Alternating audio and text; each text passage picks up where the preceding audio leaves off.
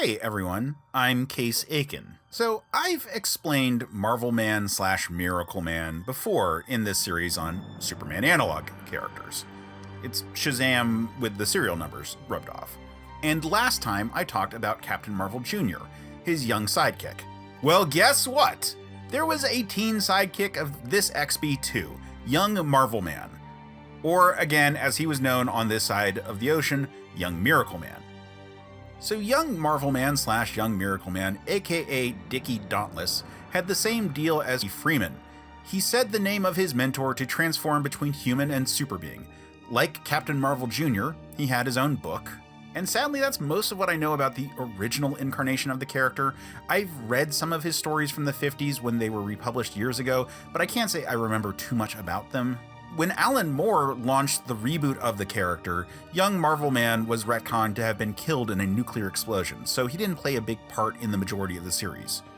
Then later, when a certain author took over, the character was brought back to life. This resurrected version was horrified at the world that Miracleman had created. The story then ends abruptly because of publishing company folding, but recently it has been picked up and concluded. So now we have seen the story of young Miracleman going on to discover the world that his mentor has created, while also exploring the history, for example, why he himself chose the name Dickie Dauntless.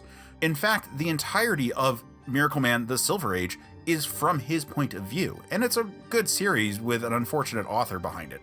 Young Marvelman is certainly the least scathed by the grimdark 80s revival of the franchise. Even with his appearance in the Silver Age, he's still left a bright hero in a costume that's a bit of a nod to the Captain Marvel roots. I mean, let's be honest here. Of all of the Marvelman characters, he's not the sidekick who got the raw deal. And that's why next time we're going to talk about, well, Kid Miracleman. But until then, stay super, man.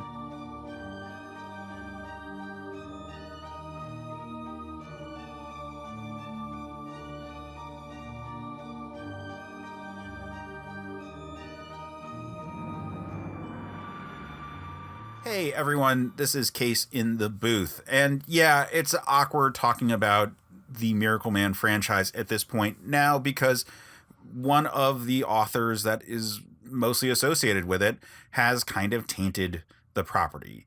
And unfortunately, young Marvelman / young Miracleman is the one that had the biggest story that was influenced by this author, who has come out as being not a good person, and that's why I'm not saying the name.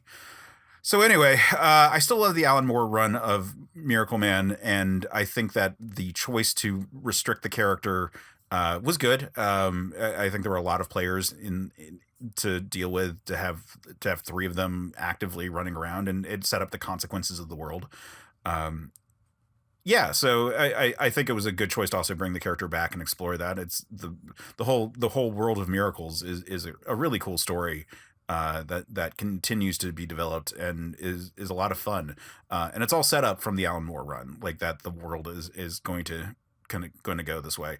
Anyway, so just the usual YouTube rundown stuff. Please do all that stuff, like, subscribe, and now we've got our Patreon, of course. And so if you go to Certain POV, I keep doing that. If you go to patreon.com/certain POV media, you can find our Patreon, and you can kick in a few bucks. But even if you don't, at our free tier, we have essays that I've been writing about various topics. Most of them are sort of influenced by recent episodes of either Another Pass or Men of Steel, but not all of them. Some of them have just been just things that were on my mind.